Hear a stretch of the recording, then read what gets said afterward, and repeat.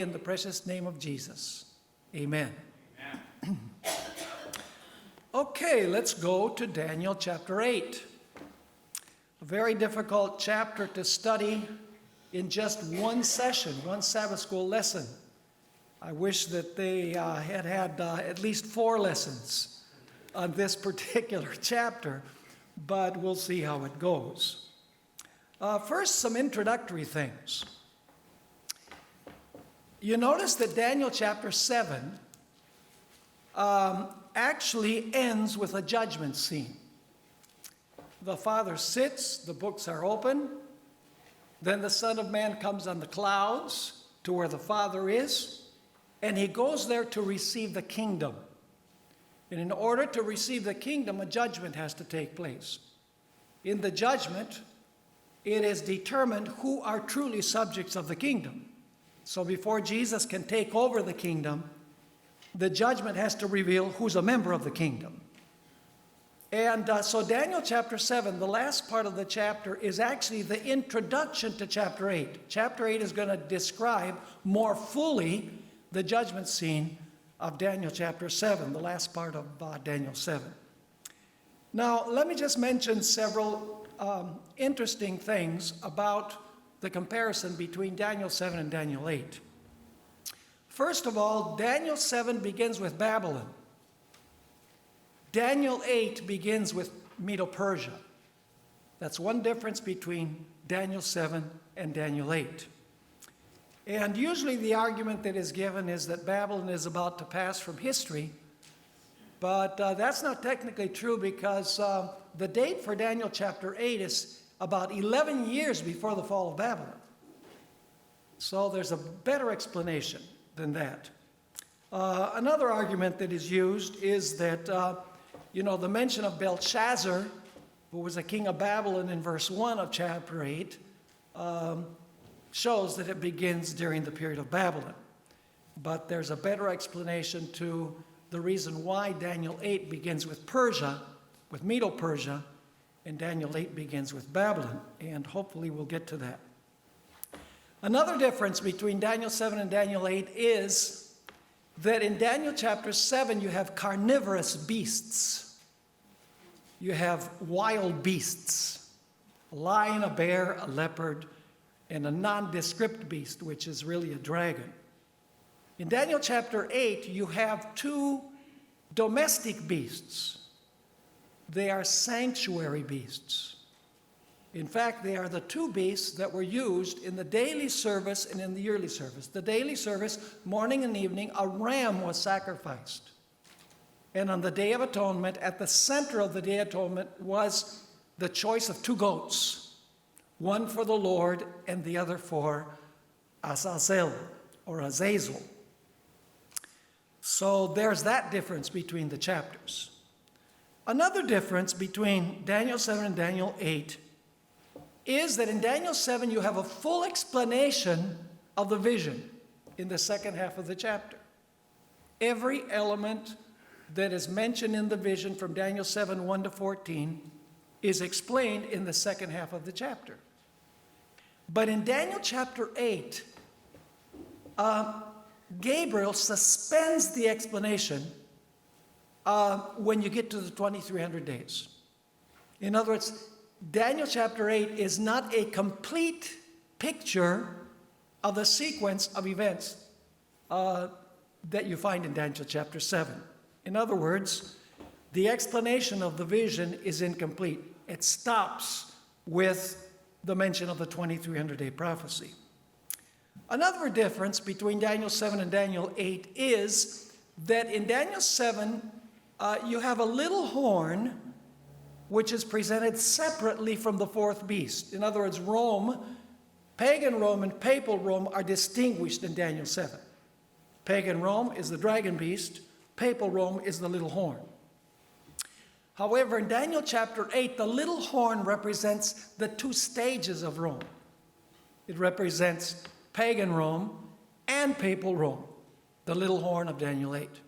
And I believe the reason why is because if another symbol had been introduced to distinguish between pagan Rome and papal Rome, Then the emphasis on the two beasts, the two sanctuary beasts would have been broken. To introduce another beast would kind of break up the idea of centering on the sanctuary. Another difference between Daniel 7 and Daniel 8 is that in Daniel chapter 8, you have no mention of the setting up of Christ's everlasting kingdom. Daniel 7 ends with the judgment and then the saints and Christ taking over the kingdom. Daniel 8 does not have that. In fact, we have to wait till Daniel chapter 12, verses 1 to 3, to finally reach the climax that Daniel 7 reaches. So that's another difference.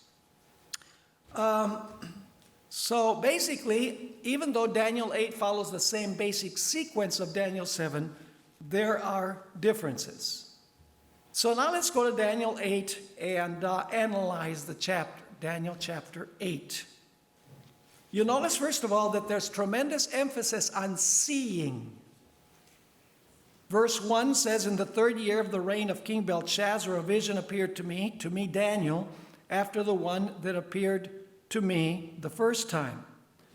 I saw in the vision, and it so happened while I was looking that I was in Shushan, which is in Babylon, the citadel, which is the capital, which is in the province of Elam. And I saw in the vision, I was by the river Ulai." So the word vision here is a very important word. It's the word chazon. We use that verse that says, "Where there is no vision, the people perish." We usually use that to say that, we need to be a people of vision. But that's not what the word means. The word is speaking about prophetic vision of a prophet. The prophet is having a vision. So it says, "I saw in vision," the word chazon, and that's important because later on in the chapter we're going to find a different word for vision, which if you don't read Hebrew, you would miss the distinction between the two words for vision. So it says, "I saw in the vision, and it so happened while I was looking that I was in Shushan, the citadel, which is in the province of Elam, and I saw in the vision that I was by the river Ulai. Then I lifted my eyes and saw." Notice once again the tremendous emphasis on what he's seeing.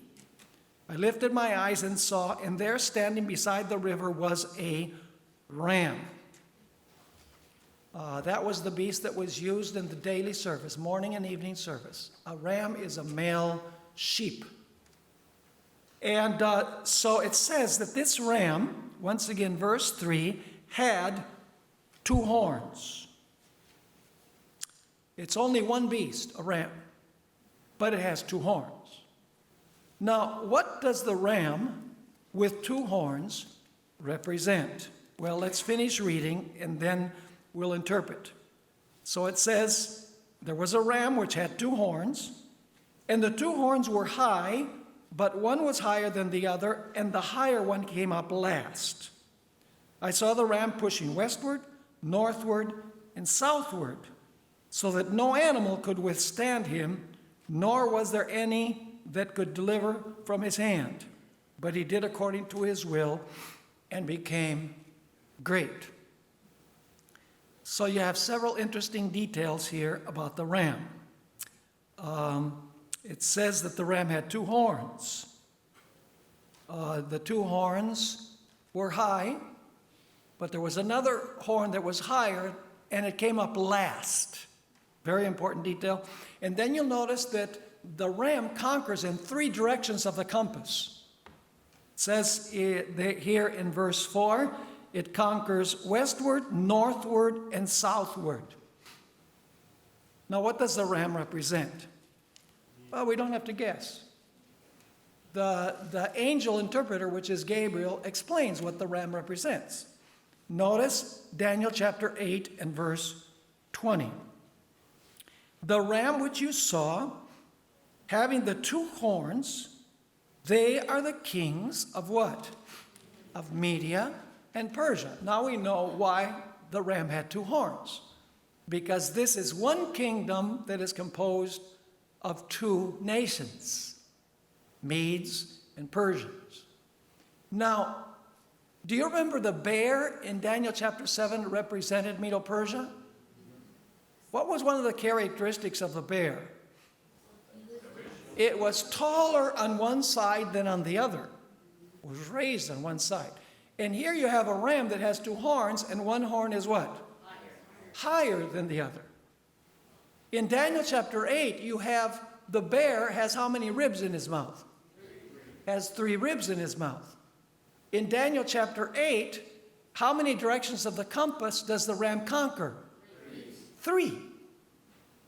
So you know that the second beast of Daniel 7 represents what?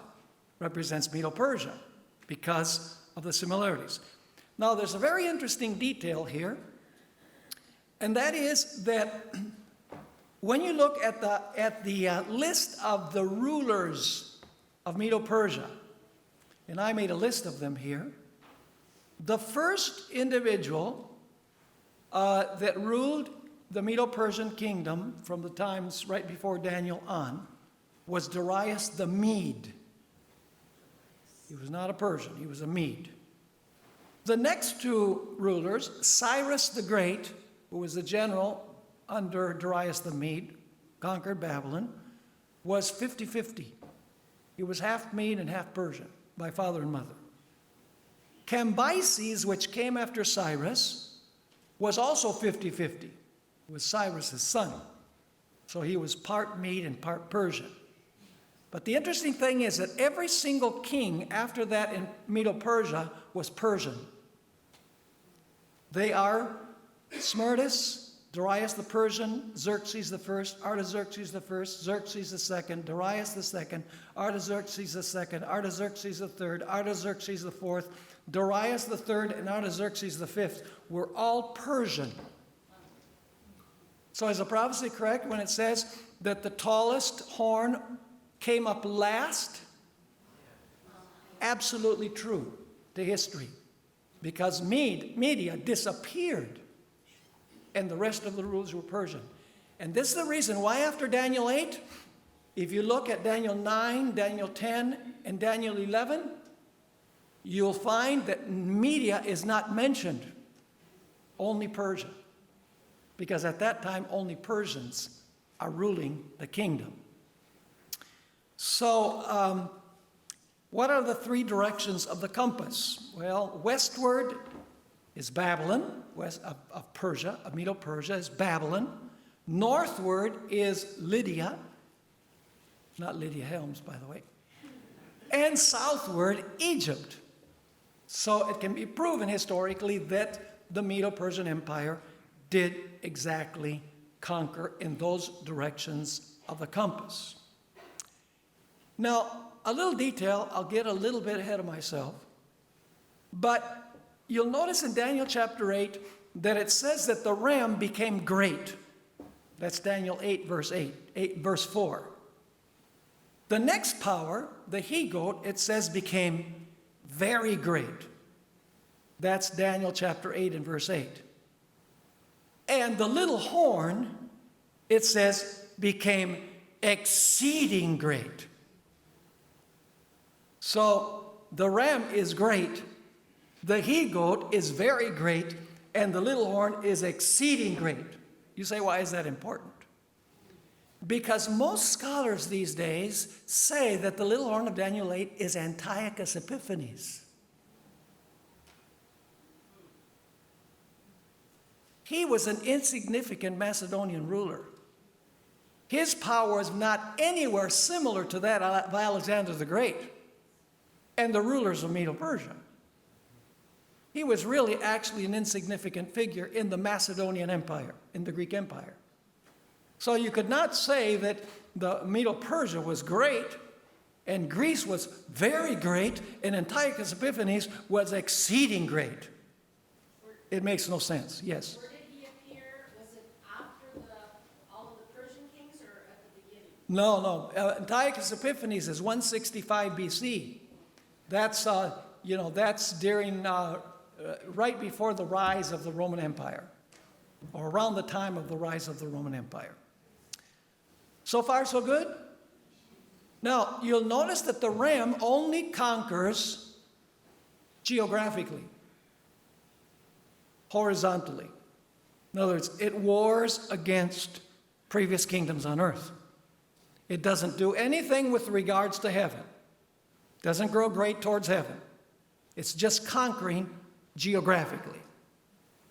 Now, let's go to the next beast in Daniel chapter 8. And by the way, if you want to interject and you want to contribute, just raise your hand. Yes, Alfred? And the directions that you conquer, there's a fourth direction. What is that? Is there any The significance? east. The east? Well, they were in the east, right? East is Babylon. Oh, okay. Okay? East of Medo-Persia is Babylon. North Lydia and south Egypt. From Babylon, he conquered the other areas. The other areas, correct. Okay, now let's go to the male goat. This is verse 5. And I was considering, suddenly a male goat came from the west. And that's literally true. You know, you're talking about Greece coming from the west, and he's moving where? Towards the east. And east of Greece is what? The Medo-Persian Empire. So once again, it says, and I was considering, suddenly a male goat came from the west across the surface of the whole earth without touching the ground. Interesting. And then and it has a notable horn. Let's continue reading. It says in verse 6, then he came to the ram, that is Medo-Persia, that had the two horns which I had seen standing beside the river, and ran at him with furious power. And I saw him confronting the ram. He was moved with rage against him, attacked the ram, and broke his two horns. There was no power in the ram to withstand him, but he cast him down to the ground and trampled him. There was no one that could deliver the ram from his hand. Still, the he-goat is conquering what? Geographically. There's no mention of him, doing anything with regards to heaven. This is earthly conquering, in other words. And then it says in verse 8, therefore the male goat grew very great. And when he became strong, the large horn was broken. And in its place, four notable ones came up forward toward the four winds of heaven. Now let's unpack the details that we find here. So you have three elements. You have, first of all, a he-goat. The he-goat has a what? A notable horn. When the notable horn is broken at the height of its power, what comes up in its place? Four horns come up in its place. Now, this is parallel to Daniel 7. In Daniel 7, the leopard represented Greece. Is a leopard a pretty swift animal? Yeah, but this is a super swift leopard because he has four wings. Right? Now, what about the he-goat? It says the he-goat is running across the land and his feet don't even touch the earth. The he-goat is flying. Not only that, but the leopard of Daniel chapter 7 has four heads. Here you have four horns. So is the leopard of Daniel 7 parallel to the he-goat of Daniel 8? Absolutely. Now, here's an important point. In Daniel chapter 7, you have a picture of the total career of Greece. If you just had Daniel 7, you would think that from the start, Greece was already divided into four kingdoms. But Daniel 8 expands upon Daniel 7. Because in Daniel 7, you have the total picture of the total history of the Grecian kingdom. You have the leopard who conquers swiftly, and then you have the four heads representing the fact that the kingdom was going to be divided into four. But Daniel 7 doesn't tell you that there's a sequence. Daniel 8 expands. Daniel 8 tells you, yes, this he-goat was flying through the air, conquering, But then it had a notable horn, which is its first king. And then that horn is broken, and then you have the four. Are you with me or not? So Daniel chapter 8 is a further expansion and explanation of the sequence of Daniel chapter 7, which is the beast flying through the air, the he-goat flying through the air, the horn, which then is broken, and the four horns that come out. Now, here's the interesting thing. Alexander the Great is the first king. In 3 years, Alexander the Great moved from Athens to the Indus Valley and conquered everything in between in 3 years. It took Nebuchadnezzar 3 years to conquer Jerusalem. It took King Sennacherib 3 years also to conquer Samaria, the northern kingdom. But Alexander the Great, he conquered the known world in 3 years. I guess you would say that he was pretty swift. But then the text tells us that when the horn was strong, it was broken. In other words, the horn, Alexander the Great fell when he was at the height of his power. And according to history, he died because of, he drank too much. He died of intoxication. He was bored, he had conquered everything That's right, he had nothing to do. else to conquer. Yeah, that's right. Probably that's the case. By the way, he was only 33 years old when he died. So far, so good? Okay, now, let me just ask this. How did Daniel know in the year 550 BC that there was going to be Persia, Medo-Persia, and after Medo-Persia, Greece? Does God know the future? Clearly. Because none of this had happened yet. Babylon was ruling. Another 10 years, Babylon was going to rule. And yet here God is saying, after this, there's going to be a dual kingdom, Medes and Persians. After that, there's going to be Greece. He's going to have a notable king. It's going to be broken. There's going to be 4 kingdoms that come from that. Only God could reveal that. And it fits history perfectly.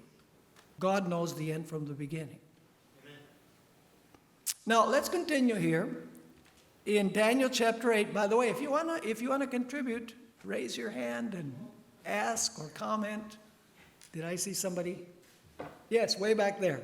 Do we have a microphone so that everybody can hear? Do we have a roving mic? Well, anyway, the reason why he knew because of the dream of Nebuchadnezzar in chapter 2, that he knew Oh, yeah. Yeah, the comment is that the reason he knew is because of the dream in Daniel chapter 2. However, the dream in chapter 2 tells us that God already knew the whole history of the world before it happened. Because Daniel 2 says there's Babylon, Medo-Persia, Greece. Then it even says Rome, and Rome is going to be divided into 10 kingdoms. So Daniel 2 is even more an evidence that God knows the end from the beginning. And ultimately, the last kingdom, which is the best one. The kingdom that shall never be destroyed. That's right. And there will not be another kingdom, it says. It will stand forever. And the question is not whether there is going to be an everlasting kingdom. The question is, am I going to be in it?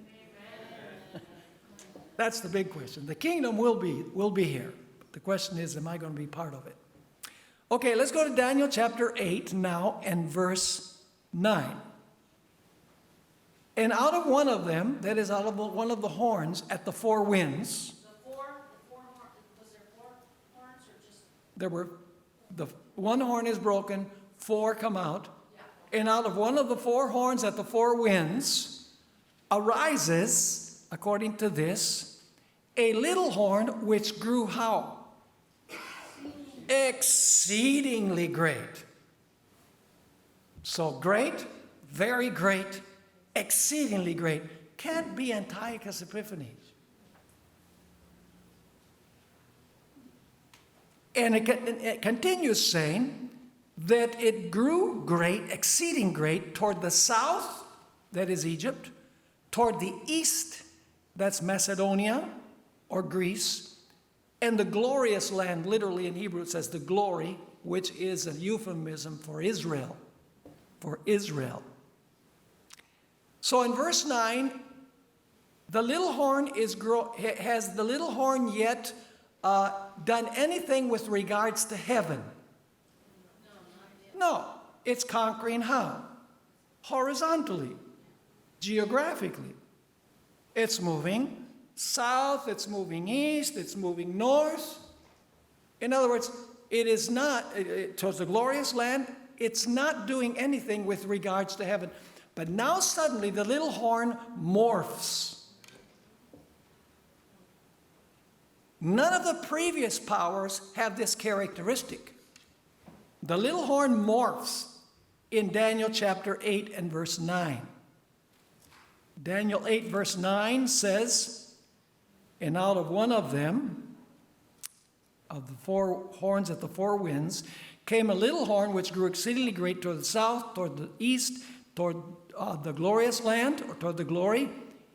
And now it's going to morph into a power that defies the God of heaven. It says in verse 10, and it grew up. The previous powers, how did they grow? Straight out. But here it says it grew up to where? Grew up to the host of heaven. Mine translates it in opposition to heaven. And that's a good translation because it's obvious by the context that it's dealing with a power that is opposed to God in every sense of the word. So it says, and it grew up to the host of heaven. Now the question is, what is the host of heaven? Well, the host of heaven has two meanings in the Old Testament. Sometimes the host of heaven are the angels. But sometimes in the Old Testament, the host is referring to God's people. The word host means armies, okay? We say the Lord of hosts. It means the Lord of armies. So sometimes in the Old Testament, the hosts or the armies are the angels. But in other references, the hosts are God's earthly army. What is God's earthly army? God's earthly army is the church. Or in the Old Testament, it would be Israel, God's people. If you want to read a verse where you find that God's people are called the host or the Lord's armies, you can go to Exodus chapter 7, verse 4. That's just one example. There are many other examples where Israel is called the Lord's armies or the Lord's host. Do you think the little horn could actually go all the way to heaven and throw a bunch of angels down? No. What is this referring to? It's referring to the fact that the little horn attacked whom? Attacked the hosts of the Lord, the earthly armies of the Lord, the saints. Let me ask you, did the little horn in Daniel chapter 7 persecute the saints of the Most High? Yes. That's the parallel. So it says it grew up to the host of heaven, and it cast down some of the host and some of the stars to the ground. Now, we usually think of stars representing angels, but in the Bible, stars can also represent God's people. You say, where do we find that? Well, you remember the 7 stars in the hand of Christ in the 7 churches? What do the 7 stars in the hand of Jesus represent in the series on the 7 churches? Well, let's go to Revelation chapter 1. Revelation chapter 1. Wow, time just flies. We need more than one lesson for this particular chapter. But anyway, we'll do what we can. Revelation chapter 1, and notice verse 20. The mystery of the 7 stars which you saw in my right hand, and the 7 golden lampstands. The 7 stars are the angels of the 7 churches. Ellen White has a statement where she says that the 7 stars that Jesus holds in his hands are the ministers of the churches. Because the word stars, or the word angel, angelos, means messenger. So they are the messengers to the churches. And in the book of Daniel also, if you go to chapter 12, you'll find that God's people are also referred to as stars. It says in verse 3, those who are wise shall shine like the brightness of the firmament, and those who turn many to righteousness like the stars forever and ever.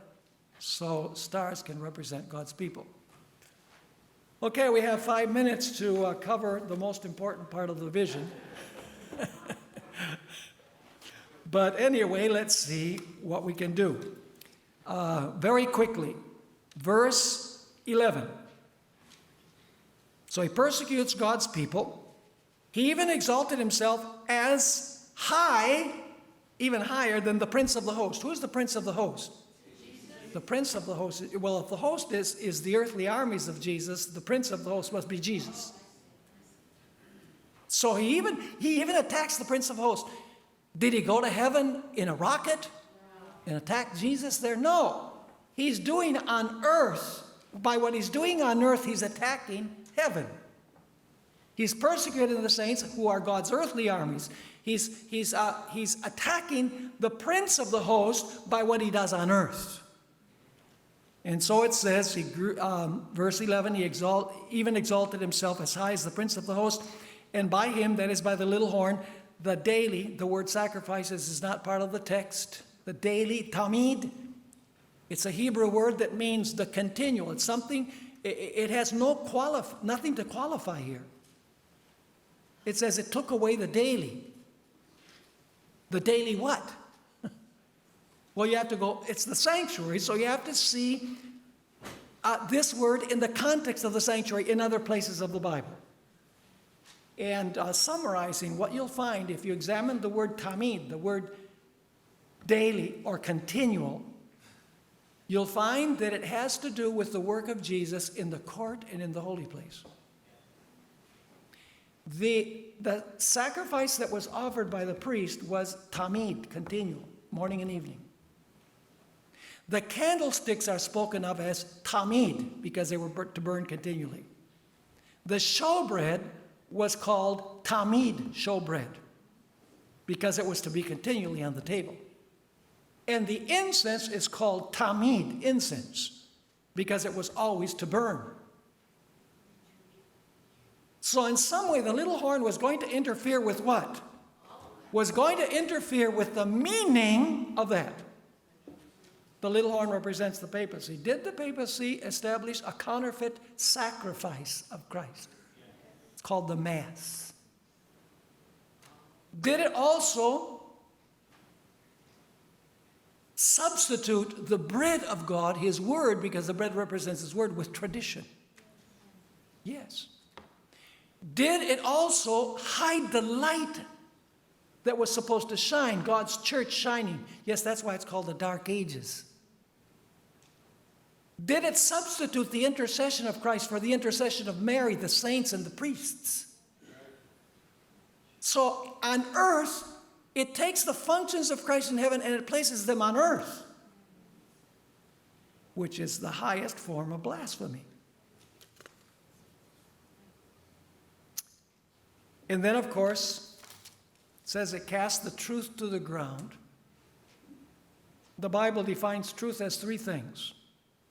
1, Jesus is the truth. He said, I am the way, the truth, and the life.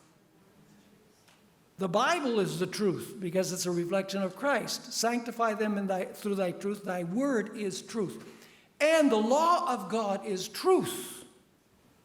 Psalm 119, 142 says, your law is the truth. The interesting thing is, the prophecy tells us that the little horn prospered. Daniel 7:21 says that the little horn prevailed against the saints. Daniel 8 verse 12 tells us that the little horn prospered. And Daniel 11, which we'll study later on this quarter, I don't know how in the world you can get through Daniel 11 in one lesson. It says that the little horn did according to his will.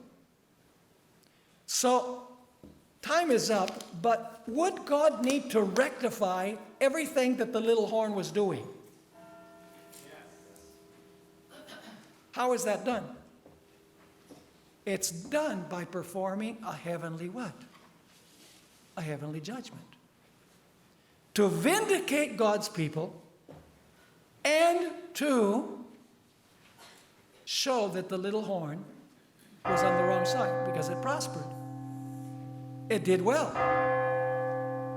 But the judgment in heaven is going to reverse the earthly judgments, and the saints will inherit the kingdom, and the little horn will be punished. Well, anyway, I wish we had more time, but time is up.